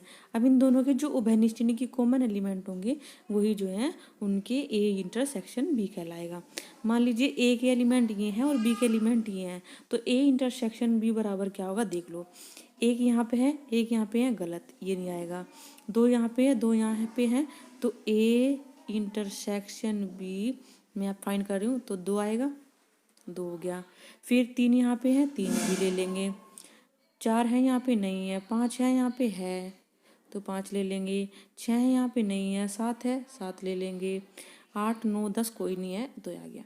तो ए इंटरसेक्शन आपको क्या मिल रहा है, जो बी के एलिमेंट है वही आपको ए इंटरसेक्शन बी में मिल रहे हैं। इसका मतलब होता है कि ए इंटरसेक्शन बी बराबर बी सेट। ओके, समझ में आ गया। अब इसे आरेख के द्वारा समझने का प्रयास करते हैं। यहाँ पे क्या है कि ये पूरा का पूरा जो है इनका यूनिवर्सल सेट है। इसमें ए के एलिमेंट है, इसमें बी के एलिमेंट है, और इन दोनों के common element A intersection B कहलाएंगे। ठीक है, बस यही हमें इंटरसेक्शन में याद रहना है। ज़्यादा पढ़ने से कन्फ्यूज़न होगा और आपको केवल सीमित पढ़ना है। एक ही चीज़ को बार बार पढ़ो, ज़्यादा ना पढ़ करके वही भलाई होती है। अब ये जो प्रॉपर्टीज़ हैं इसकी अब इन पे गौर करते हैं। ए इंटरसेक्शन बी बराबर वही कम्यूटेटिव लॉ फॉलो करता है ये, और A intersection B intersection C, A intersection B intersection C. Phi का किसी के साथ इंटरसेक्शन फाई आता है। देखो वहाँ पे क्या था कि ए का यूनियन फाई के साथ में ए आता था, है ना, लेकिन यहाँ पे क्या है, ए का इंटरसेक्शन फाई के साथ में फाई आएगा, ना कि ए आएगा। ठीक है ना, ये चीज़ आपको याद रखना है। एक सेम उसी का उसके साथ में जो है वो इंटरसेक्शन ए ही होता है। तो ये प्रॉपर्टी हमने याद में रख ली। चलो अब चलते हैं आगे की तरफ। अब इनके वेन ग्राफ पे जाते हैं। जैसे यहाँ पे क्या है, बी यूनियन सी है ना, सरलता से इसमें क्या है, बी यूनियन सी दिखाया गया है, इसमें ए यूनियन बी दिखाया गया है कि नहीं, और इसमें क्या है, इसमें दिखाया गया है कि बी का यूनियन का सी पहले ले लिया और फिर उनका दोनों का ए के साथ में इंटरसेक्शन कॉमन पार्ट दिखाया गया है ना, यानी कि जो तीनों चीज़ में कॉमन हो। ये मेन डायग्राम के द्वारा हम समझने का प्रयास करते हैं। अब देखो यहाँ पे एक चीज़ है, इस ए इंटरसेक्शन बी, तो ए इंटरसेक्शन का ये हो गया ये पार्ट, और ए इंटरसेक्शन सी का पार्ट कौन सा हो गया, ये वाला। तो इन दोनों का यूनियन निकालना है, तो इन दोनों का यूनियन का क्या होगा, ये वाला पार्ट भी और ये वाला पार्ट भी, तो क्या होगा, ये आता है। नेक्स्ट पेज पे चलते हैं। अब करते हैं डिफरेंस। देखो मैंने बताया था कि ये बहुत ध्यान रखने वाली बात है कि जो हम कॉमन यानी कि इंटरसेक्शन और यूनियन निकालते हैं उसी से मिलता जुलता नहीं लेकिन अलग होता है, लेकिन उसी की तरह हम निकालते हैं। ए उनका डिफरेंस ऑफ अ सेट यानी कि दो समुच्चयों का अंतर हम कैसे फाइंड करते हैं वो देखेंगे। जैसे यहाँ पे मान लीजिए कि ए इक्वल टू क्या दिया गया है, 1 2 3 4 5 6, है ना, क्या दिया गया है, 1 2 3 4 5 6 ये, एंड बी इक्वल टू क्या है, 2 4 6 8। अब हमें इनका डिफरेंस निकालना है। अब ये संख्या तो है नहीं कि हम इनको घटा के इकाई के अंक में से इकाई घटा देंगे तो दहाई के अंक में से दहाई घटा के हम फाइंड कर देंगे। इसका एक रूल है, उसको आपको याद रखना है। ए माइनस बी भी निकालना है और बी माइनस ए भी निकालना है। अब देख लो, बहुत ध्यान से समझना है। यहाँ पे जो एलिमेंट इसके अंदर होंगे, जो एलिमेंट पहले सेट में दिए हैं ना, अगर a माइनस बी कर रहे हैं तो a वाले में से जो बचेंगे वो रखेंगे। यहाँ पे a माइनस डिफरेंस का मतलब होता है बचना, क्या कहते हैं, जैसे घटा के जो बचता है उसे तो लिखते हैं ना, इसका मतलब होता है बचना, है ना। जैसे 1 2 3 4 5 6 है और यहाँ पे क्या निकालेंगे हम, 2 भी गया, 4 भी गया, 6 भी गया। अब क्या बचा, 8 तो यहाँ पे है नहीं, तो क्या बचेगा, वो ए में से घटा रहे हैं हम, ठीक है ना। तो 8 वाले को जो बी में है उसको भूल जाएंगे। तो क्या बचा, एक तो 1 बचा, एक 5 बचा और एक 3 बचा, ठीक है। तो यहाँ पे हो गया, तो ये तो हो गया ए माइनस बी। अब हम करते हैं बी माइनस ए। बहुत ध्यान से समझने की बात है ये, बी माइनस ए। बी माइनस ए क्या कब करेंगे, तो यहाँ पे 2 4 6 8 कट गया था ये, है ना। यहाँ पे क्या बचा था, केवल 8, तो इन बी माइनस ए 8 होगा। इसीलिए कभी भी, जैसे पहले तो था उसमें ए यूनियन बी बराबर ए बी यूनियन ए था, है ना, और ए इंटरसेक्शन बी बराबर बी इंटरसेक्शन ए भी था। लेकिन यहाँ पे ए माइनस बी बराबर not equal to B minus A होता है, ठीक है। ये दोनों के दोनों बराबर कभी नहीं हो सकते।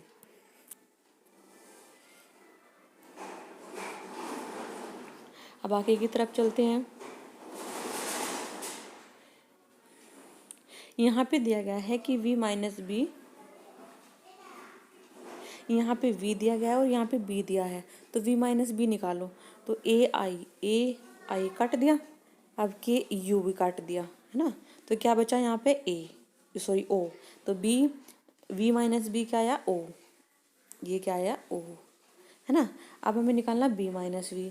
अब ये दोनों के दोनों कट गए थे, ए आई के तो कट गया था, ए आई यू तो कट गया था, तो यहाँ पे बचा के, तो इसका मतलब आया ये के आया, ठीक है ना। तो वही इस चीज़ में दिखाया गया है। अब आगे की तरफ चलते हैं। वेन डायग्राम के द्वारा भी आप पहचान लो। इसका मतलब है कि यहाँ पे ए भी सेट है और बी भी सेट है, उसमें से बी वाले घटा के जो ए का पार्ट बचेगा वो ए माइनस बी होगा, और बी में से ए घटा के जो बी का पार्ट बचेगा वो बी होगा। अब थोड़ा सा एग्जाम्पल के थ्रू हम समझने का प्रयास करते हैं, क्योंकि एग्जाम्पल से क्वेश्चन समझ में आते हैं। एक्स दिया गया है और वाई दिया गया है, इनका जो है सम्मिलन यानी कि यूनियन निकालना है। तो यूनियन क्या होगा, 1 2 3 1 2 3 और 5, है ना, यही तो होगा इनका यूनियन। चलो ये तो आसान है, कर लोगे आप। अगले पेज पे चलते हैं।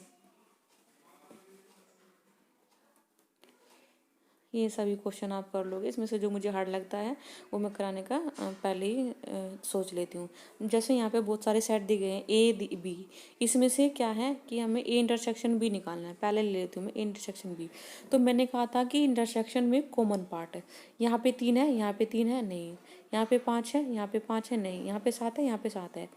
तो यहाँ पे मैं वो कर दूँ, यहाँ पे ए इंटरसेक्शन बी बराबर क्या आएगा, एक तो 7 आएगा, एक 9 आएगा और एक आएगा 11, बस ये इंटरसेक्शन बी हो गया।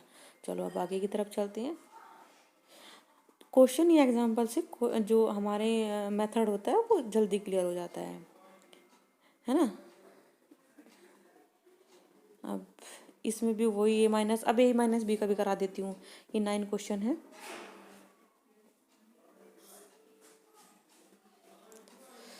ना। यहाँ पे ए है और ये बी है। सबसे पहले हम ए माइनस बी फाइंड करते हैं। यहाँ पे मैं लिख लगा देती हूँ ए माइनस बी। तो मैंने क्या कहा था कि ए में से बी वाले काट के जो बचेंगे, 3 है यहाँ पे, 3 है यहाँ पे नहीं, एक तो 3 हो गया, है ना, क्योंकि इसमें नहीं है 3, इसमें 6 है, इसमें 6 नहीं, 6 भी हो गया। इसमें 9 है, इसमें 9 है नहीं, इसमें भी नहीं है 9। 12 है कट गया, 12 है कट गया। फिर है और क्या है, 21 है ना, 15 है ना, 18 है ना, 21 है। तो 12 तो कट गया, सॉरी 15 18 और 21, ये ए माइनस बी हो गया। अब तो बहुत अच्छे से समझ में आ गया होगा। चलो ये सारे के सारे निकालने कि जो ए पे इसको डिनोट कैसे करते हैं वो मैं आपको बताऊंगी। मान लो कोई एक सेट ए है, तो इसके ऊपर जो बिंदी से लगा देते हैं इसको कॉम्प्लीमेंट बोलते हैं। क्या बोलते हैं, कॉम्प्लीमेंट।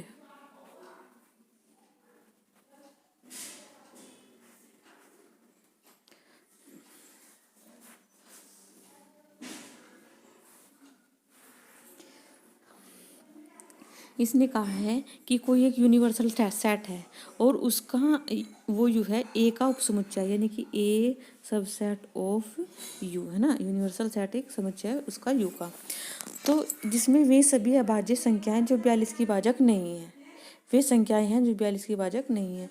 इस प्रकार A x that x belongs to U और एक्स संख्या 42 का भाजक नहीं है।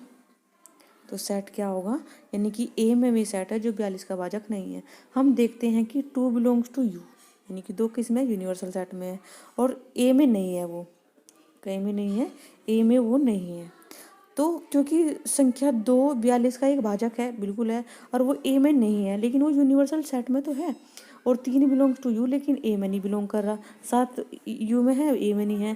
केवल 2, 3 तथा 7 ऐसे अवयव हैं जो ए में नहीं है। तो इन 3 अभाज्य संख्याओं का समुच्चय 2, 3, 7 यू के सापेक्ष एक का पूरक समुच्चय कहलाता है, यानी कि कॉम्प्लीमेंट सेट कहलाता है, जो उसमें नहीं है। इसका कहने का मतलब यही है कि जो यूनिवर्सल सेट में है लेकिन दूसरे उसके उपसमुच्चय में नहीं है, तो वही क्या बचे एलिमेंट हैं, वही एक कॉम्प्लीमेंट कहलाएंगे। ये इसकी साधारण सी भाषा दी गई है, समझ में आ गया होगा अब तो। और मैं इससे भी समझाऊंगी। मान लीजिए कि ये उदाहरण दे रखा है, यूनिवर्सल सेट है, ये कॉम्प्लीमेंट, ये इसका सेट है, तो इसका क्या निकालना है, हमें ए का कॉम्प्लीमेंट निकालना है। क्या निकालना है, ए का कॉम्प्लीमेंट।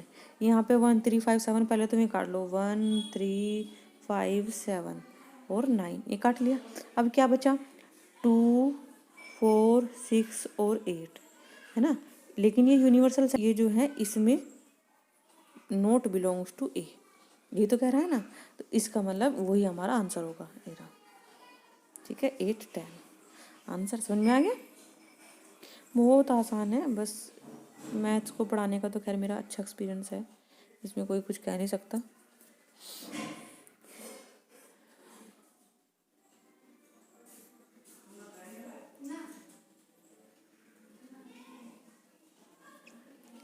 यहाँ पे कोई यूनिवर्सल सेट है, एक और उदाहरण कराती हूँ। यहाँ पे एक ए सेट है, एक बी सेट है, इसमें A complement B complement A intersection B का कॉम्प्लीमेंट, यानी कि क्वेश्चन बना रखी। तो सबसे पहले मैं ए निकालती हूँ, है ना। ए का कॉम्प्लीमेंट क्या होगा, ए का मैं कॉम्प्लीमेंट फाइंड कर लेती हूँ। तो यहाँ पे क्या होगा, यहाँ 2 3 नहीं है, तो 2 3 काट दो, क्या बचा 1 4 5 6 आ गया। अब मैं बी का कॉम्प्लीमेंट निकालें, 3 4 5 6 निकालो, 3 4 5 ये निकाल दो, 3 4 5 क्या बचा 1 2 6 आ गया, 1 2 6 बी का। अब इन दोनों का क्या इंटरसेक्शन करो, इंटरसेक्शन में क्या है 1 2 1 कॉमन है, और जी क्या कॉमन है 6 कॉमन है, तो इनका इंटरसेक्शन क्या है 4 और 5, यहाँ गलत दे रखा है। ए डैश वो सॉरी ए कॉम्प्लीमेंट और इंटरसेक्शन बी कॉम्प्लीमेंट का जो इंटरसेक्शन आएगा वो आएगा 4 और 5, क्योंकि 1 और 6 तो इसमें ऑलरेडी है, 2 4 5 आएगा, सॉरी कॉमन एलिमेंट है, तो कॉमन एलिमेंट क्या होगा 1 और 6 सही दे रखा, ठीक है ना। ये समझ में आ गया आपको। ये चीज़ आपको याद रखनी है, मैं आपको बता रही हूँ ये चीज़। अगर किसी का यूनियन का जो कॉम्प्लीमेंट है वो उनकी अलग अलग कॉम्प्लीमेंट की इंटरसेक्शन के बराबर आता है, ठीक है। किसी सेट का यूनियन का कॉम्प्लीमेंट उनके उल्टा हो जाता है, उनकी इंटरसेक्शन के कॉम्प्लीमेंट के बराबर आता है, और उनके इंटरसेक्शन का कॉम्प्लीमेंट उनके अलग अलग यूनियन के कॉम्प्लीमेंट के बराबर आता है। तो ये जो चीज़ें ये प्रॉपर्टियाँ आपको याद रखनी होती हैं।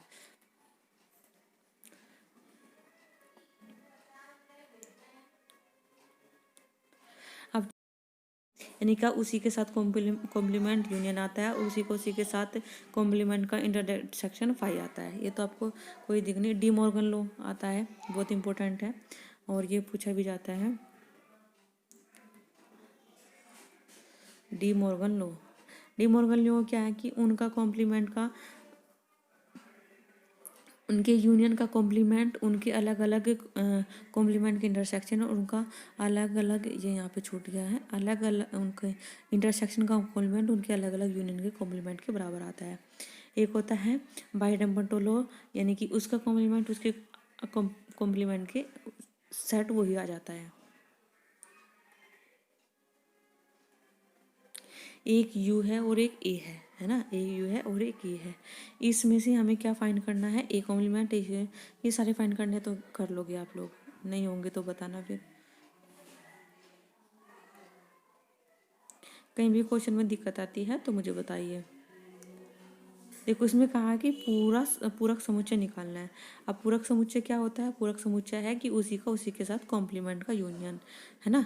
तो मैं ए का निकाल रही हूँ, पहले ए का कॉम्प्लीमेंट निकालूंगी, है ना। तो ए का कॉम्प्लीमेंट क्या होगा, ए बी सी कट गया, तो ए कॉम्प्लीमेंट क्या आ गया, D E F G H, यही आ गया ना, है ना। अब इसका इसके साथ में इंटरसेक्शन, इसका इसके साथ में इंटरसेक्शन, तो क्या है, फाई आया है। तो वही तो बता है कि पूरक निकालना है, सॉरी इनके पूरक निकालने हैं, बस इंटरसेक्शन निकालना हो तो फाई आएगा। ये सब क्वेश्चन है। अब बात करते हैं कि practical problems of union and intersection of two sets, यानी कि उनकी जो प्रैक्टिकल नॉलेज है उसके बारे में हम थोड़ा सा ज्ञान ले लेते हैं। ये ए सेट है, ये पूरा का पूरा ए सेट है, ये बी सेट है। इसमें से जो ये पार्ट है वो ए माइनस बी है, और ये जो पार्ट है ये बी माइनस ए है, और ये दोनों का इंटरसेक्शन है। ठीक है, ये चीज़ तो मैंने समझा दी थी, इंटरसेक्शन बी बराबर फाई आता है। ये चीज़ यहाँ पे याद रखने वाली बात है कि number of A union B बराबर होता है नंबर ऑफ ए और प्लस नंबर ऑफ बी।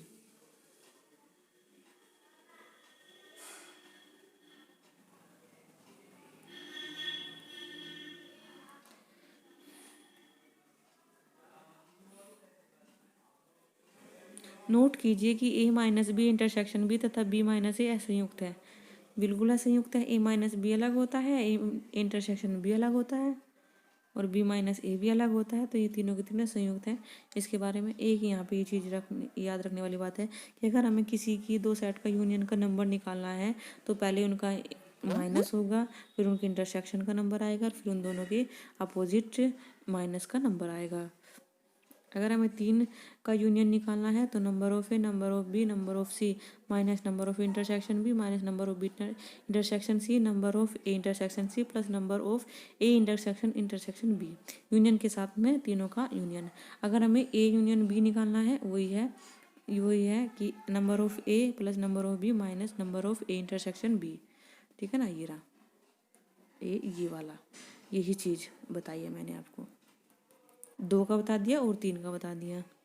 ये तीनों का यूनियन है, वही मैंने बता दिया आपको। पहले उन तीनों का ऐड नंबर ऑफ सेट का, फिर उनके इंटरसेक्शन का माइनस, और फिर प्लस उनके तीनों के इंटरसेक्शन का प्लस। ये चीज़ समझाई हुई है मैंने आपको। अब देखो यहाँ पे दिया गया है, क्वेश्चन दिया गया है। ऐसे भी क्वेश्चन आ सकते हैं कि दो समुच्चय हैं एक्स और वाई, उनका यूनियन में जो है 50 अवयव है, नंबर लेने हमें, और एक्स में कितने 28 हैं, माइनस 50 बराबर 10। वैसे यहाँ पे यूनियन का मतलब होता है कि दोनों क्या खेलते हैं। पहले जो क्वेश्चन आता था कि ए यू खेलते हैं, बी यू खेलते हैं, होता है ना। तो दोनों को जो अलग अलग जोड़ दो, उनका जो है दोनों को अलग अलग जोड़ दो और कॉमन घटा दो, ये चीज़ होती थी। लेकिन आप उस चीज़ को इंटरसेक्शन दे रखा, नंबर ऑफ 12 दे रखा, इनका इंटरसेक्शन दे रखा, यूनियन दे रखा, अब एक नंबर ज्ञात करना है, तो बस उसी फॉर्मूले में पुट करते जाओ और क्वेश्चन बनते जाएंगे।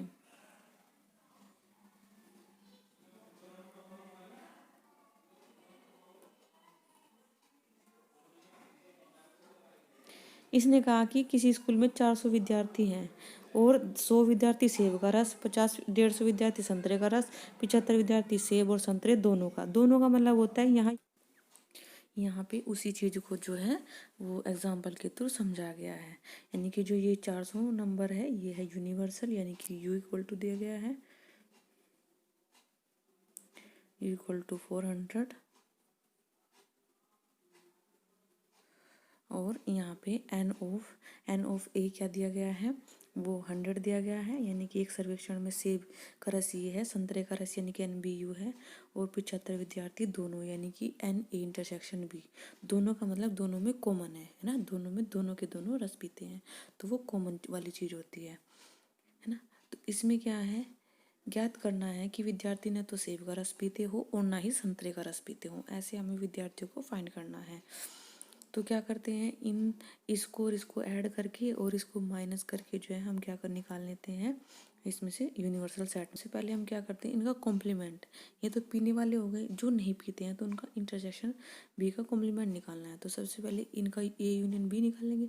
ए यूनियन बी कैसे आएगा, पहले इसको प्लस करो, इसको प्लस करो और इसको, ए यूनियन बी कितना आ गया 100, 150, 250 और 250 में से 75 गए, कितने हो गए 250 में से 75 गए यानी कि 100। तो 400 में से घटा के कितना आ गया 225, है ना। अब ये 225 क्या आया है, A union B, A union B का ट्रांसपोज यानी कि कॉम्प्लीमेंट। ठीक, यहाँ पे दिया गया है कि जो यूनिवर्सल है यानी कि टोटल नंबर जो है वो 200 है और नंबर ऑफ ए सेट 120 है और नंबर ऑफ बी 50 है और इनका इंटरसेक्शन 30 है। यानी कि जहाँ दोनों चीज़ कोई करता है तो वहाँ पे जो है हम इंटरसेक्शन लेते हैं। अब यहाँ पे ए, अगर हमें केवल ए सेट निकालना है ना, क्या निकालना है, ए सेट निकालना है, तो पहले उन दोनों का डिफरेंस करो और इंटरसेक्शन करो, उन दोनों का यूनियन करो तो आपको ए सेट मिल जाएगा। पहले ए माइनस बी यानी कि ए के वे एलिमेंट जो बी से हटके हैं और ए इंटरसेक्शन बी यानी कि दोनों के कॉमन एलिमेंट है ना, तो उनका यूनियन करके ही हमारा ए सेट मिलेगा। ठीक है ना, और ये दोनों के दोनों ऐसे ही होते हैं। यहाँ पे मैं आपको वेन डायग्राम के थ्रू समझा रही हूँ कि ए माइनस बी का पार्ट ये है, ये वाला, और बी माइनस ए का पार्ट ये है, तो इनके बीच का जो कॉमन पार्ट है वो है इंटरसेक्शन बी। अब 1.6 में प्रश्नावली में चलते हैं हम। देखो यहाँ पे दिया गया है, तो पहले क्वेश्चन लेती हूँ, बाकी के आप क्वेश्चन कर लेना और फिर बताना कि कितने हुए हैं कितने नहीं। नंबर ऑफ एक्स कितना है 17, नंबर ऑफ वाई 23 और नंबर इनका दोनों का यूनियन दिया गया है और इंटरसेक्शन। तो एक्स यूनियन वाई हमें निकालना है, X union Y, number of X union Y, है ना। तो क्या होगा, इन दोनों का ऐड यानी कि 17 प्लस 23 और माइनस की इन दोनों का जो है इंटरसेक्शन, कितना हो गया 17 और 23 40 और 40 में से 38 गई तो इसका आंसर क्या है, यानी कि इन दोनों का यूनियन कितना आया है, नंबर ऑफ सॉरी ये भी दिया है, इंटरसेक्शन हमें निकालना है, तो ये इधर जाके माइनस हो जाएगा तो ये इंटरसेक्शन वाई आएगा। ठीक है ना, यानी कि 2 आएगा इसका आंसर। दूसरे में कहा है कि एक्स और वाई दो ऐसे समुच्चय हैं यानी कि उनका यूनियन में 18 एलिमेंट हैं, एक्स में 8 हैं और वाई में 15 हैं, तो इंटरसेक्शन निकालना है। पहले सेम क्वेश्चन है वही, यानी कि 18 और 15 8 23, 23 में से 18 गए 5, तो 5 इसका आंसर होगा। मिनटों में कर देना है क्वेश्चन। देखो कॉन्ट्रैक्ट है, तो कॉन्ट्रैक्ट में ये वर्ड की हमें स्पेसिफिकेशन देखना है, यानी कि क्या है, अक्षरों का समुच्चय। एक क्या है, इसमें कितने वर्ड यूज हुए हैं हमें वो देखना है। सी 2 बार आया है, ए 3 बार आया है, टी 2 बार आया है और आर यानी कि हुई है। ठीक है ना, तो अक्षरों का समुच्चय है तो एक्स के जो है ये वर्ड हैं, ये जो है सेट में मेंबर है, क्योंकि मैंने कहा था कि किसी भी सेट में कोई भी एलिमेंट 2 बार भी आ सकता है और ये रोस्टर फॉर्म में भी हो सकता है। ठीक है ना, तो इसका लेकिन पूरा हम डिनोट किससे करेंगे, ये अक्षरों का समुच्चय होगा CATR, CATR। मान लीजिए y जो है ट्रैक्ट अक्षरों का समुच्चय है, यानी कि y ट्रैक का है और पहले का क्या है, ट्रैक्ट है। तो x का प्रत्येक अवयव y में है और y का प्रत्येक अवयव x में है, तो दोनों के दोनों एलिमेंट जो है, देखो TRACA CATR चारों के चारों एलिमेंट बराबर हैं और ये क्या है, इक्विवेलेंट सेट कहलाएंगे, इक्विवेलेंट सेट।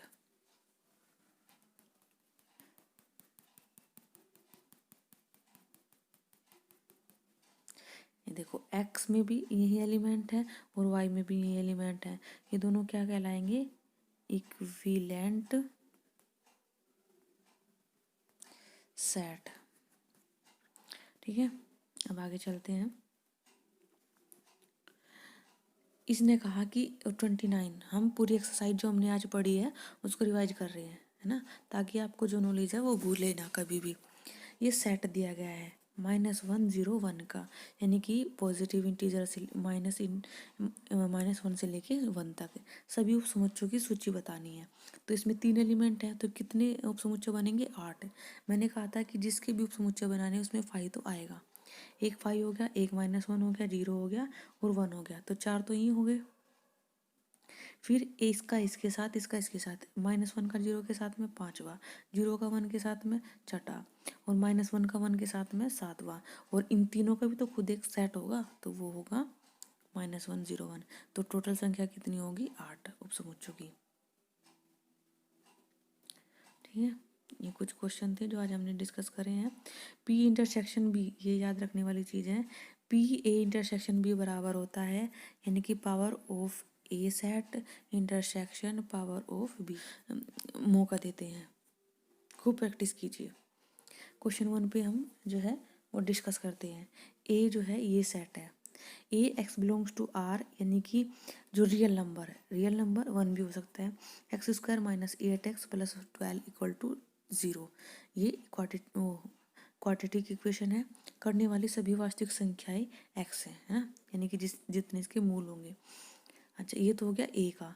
B बराबर ये है, C बराबर ये है और D बराबर 6 है। अब हमें इसका निर्णय कीजिए। इसका निर्णय कीजिए कि संतुष्ट करने वाली सभी वास्तविक संख्याएं B, C और D ये इसमें सेट हो रही है, निम्न से किसका उपसमुच्चय है ना। मान लीजिए मैं यहाँ पे 1 रखती हूँ, है ना, तो 1 1 8 8 4 12 होता नहीं, 2 रखूँ, 4 और 8 दूनी 16 4, ये तो ये 2 को सेटिस्फाई करती है, यानी 2 इसका उपसमुच्चय है, ये तो हो गया है ना, 2 इसका उपसमुच्चय हो गया। अब मैं 3 रखती हूँ, 8 32 है ना, 16 और 12 28 और 4 8 32, ये भी नहीं होता। तो हमें इसका कहने का मतलब यही है कि हमें भी एलिमेंट चाटनी है जो इसका समुच्चय हो। तो आप वैल्यू रख के देख लो।